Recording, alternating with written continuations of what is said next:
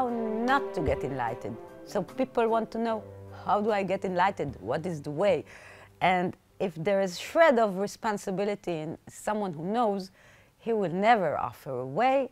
He will always point you back to yourself and advise you to know yourself and tell you the truth that you already know, that there is no way, that you are already this thing, and you should know that yourself. But people want to know what is the way, and they continue this search, and there is so much information, so much confusion, so many books, so many people who are talking about it.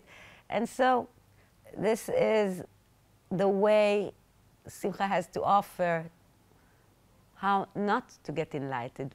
What are the definite ways that are not the ways to self-realization, enlightenment, and knowing yourself? And they are very clear and it's very funny that they are presented to you as ways to get enlightened. So the joke's on someone, and I hope it will not be on you. So this is what Simcha's way was to this knowing, and she gladly shares it with you, and if you want, you can use it. The first one is, of course, psychedelics and substances that are foreign to the body and force the brain to have some kind of an experience, an emotion, a sensation that stimulates this natural state. It's a wonderful, interesting thing that is available in this reality for people to experience different consciousness, I don't know, things that are beyond their natural way of looking at reality. So it's wonderful, but it's only wonderful as a game for children. It's only if they don't harm you, if you're not getting addicted to them. It's only if you don't fool yourself that these experiences will lead you eventually to knowing yourself. Just because you think you have a glimpse into the natural state using these substances. They may look a lot like what you read about and what you know about this state. The oneness, the silence, the I don't know, maybe things are unreal, reality loses its, its grip, matter changes. Everything basically that is being described even by myself as the natural state.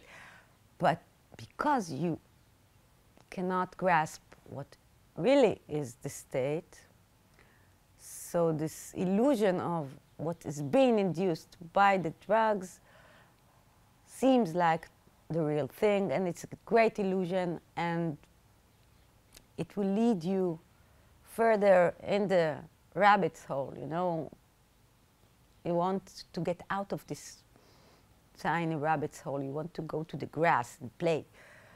But this shoves you even deeper to, it's a celebration to the separate form, to the ego, because it's an experience of someone. Even if you lose the boundaries using psychedelics, you lose the boundaries, you feel like you are the chair, I don't know. Still, it exists only in the realm of, this thing, this illusion. Beyond this illusion, it's something else. It's different. And how do you know that? The quickest way to know that if it could lead to enlightenment, it would. Millions of people use these things for centuries, and it hasn't worked. So you just have to look at the facts.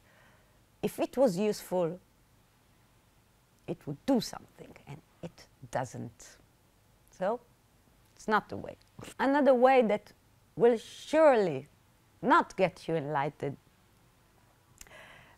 is, and I'm sorry to say that because I know that many of you practice meditation and practice all kinds of practices and exercise and self-inquiry and everything that is beautiful. This is beautiful. You may be better people because of this practice, and you do wonderful things, and you learn a lot and you feel like you progress. But if practices and exercises would lead to enlightenment, then you would see that, because people dedicate their lives, years of their lives, not just you, many like devoted people, sincere people, that with the burning, like yearning to know what's this thing, what am I, and you do so much work, and it's not working. Why? Because it can never be, it's not a rational thing for the state. You cannot reach it by focusing on yourself. You cannot reach it by focusing on the I don't know, not yourself as a person, because this is what you are supposed to do, to build your character, but not by focusing on your spiritual self. Who am I? And I will concentrate and I will touch this holy thing that is connected to me, that is me. And you're like tying yourself to yourself with these practices more and more. It's a celebration to the ego. It has no real value in the world. It doesn't change for the better the lives of anyone around you. It just takes your time away from them. And maybe it relaxes you, and it's doing wonderful things, and everyone should have a hobby. But is this the way to know yourself? No. You will not reach enlightenment while meditating. I have news for you, because it hasn't happened. Simple fact. Has it happened to someone who has just meditated on the word and it really did happen? And I'm only talking about the stages that I know that are for sure people reach this state, like Nisargadatta Maharaj, who reached enlightenment not by meditating, but by trusting. He trusted. He continued his journey by trusting, not by thinking about trust. There is a difference. There is a difference between thinking about trust and trusting. And meditation is thinking about the trust and not trusting. And this is what he did.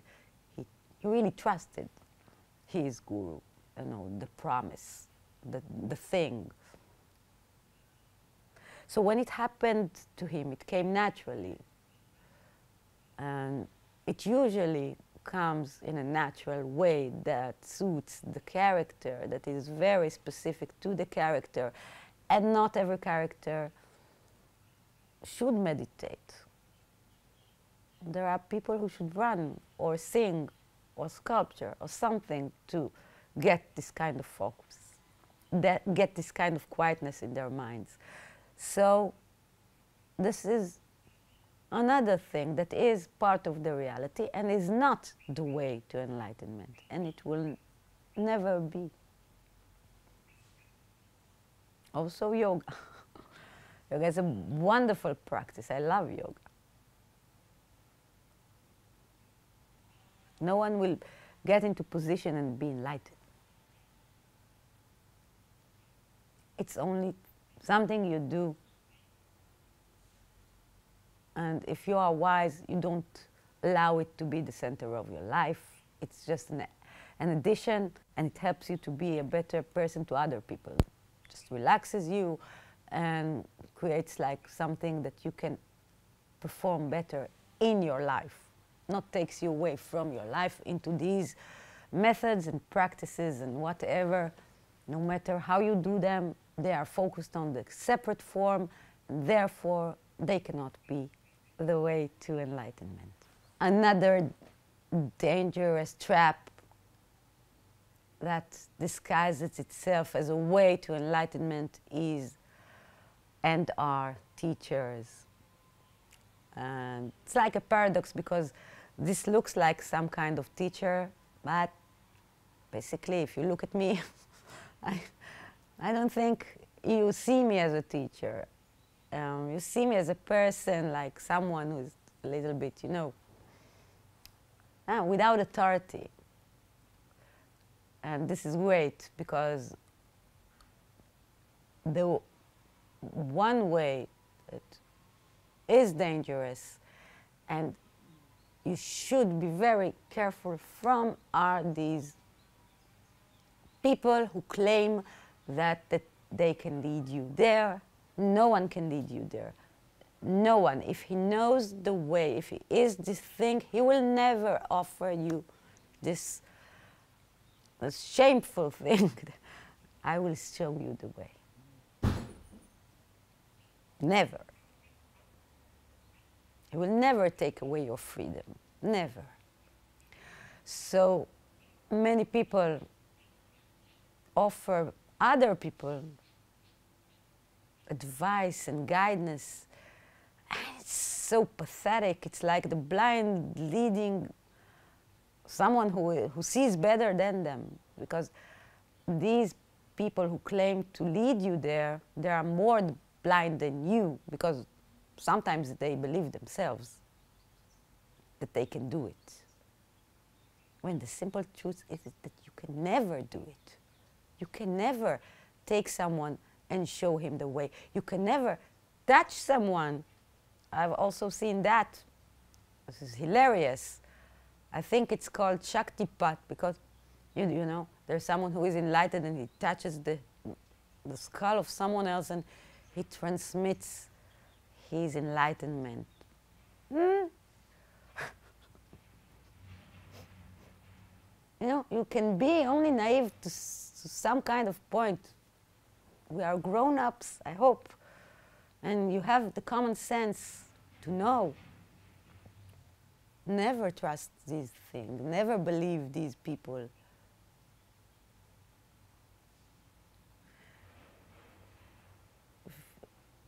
They can move on a scale of harmless to very, very harmful. So joining a group or that promises this thing, or someone for special kind of, you know, lessons or sessions that will lead you to this knowing, is just like a meaningful game between you and this one who is offering you this thing, and you play this game, both of you. It doesn't do anyone any good. It doesn't promote you, and it certainly does not promote the person who is more blind than you and think he can guide you somewhere. Of course, people can help you through your life when you have crises, and there are wonderful people who help, but the ones who offer you awakening, enlightenment, that you will talk to them and they will somehow show you the way, they cannot, and it will not happen ever. So beware of them. Open your eyes. Never let your power and trust blindly anyone but yourself and your intuition, and take only what you want from the things that you hear and read, and draw your own conclusion. Following someone takes away, it's like the worst thing you can do to yourself. You're a separate character that has now given away its own independence and freedom of thought, because someone knows better. And he does not, she does not, no. And when I offer these words, for me it's like a game. I owe you nothing, you owe me nothing, we will never see each other.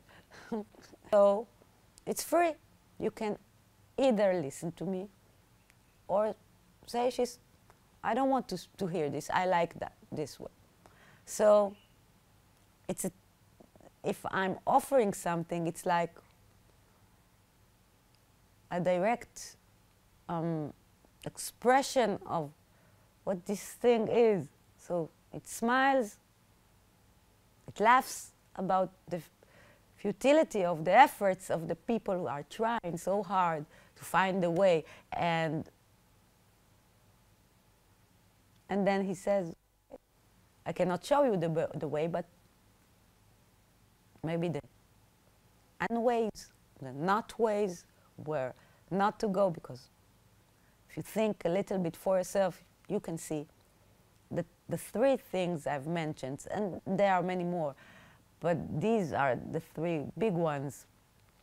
Psychedelics, exercises and meditations, and following a teacher will not lead you to enlightenment.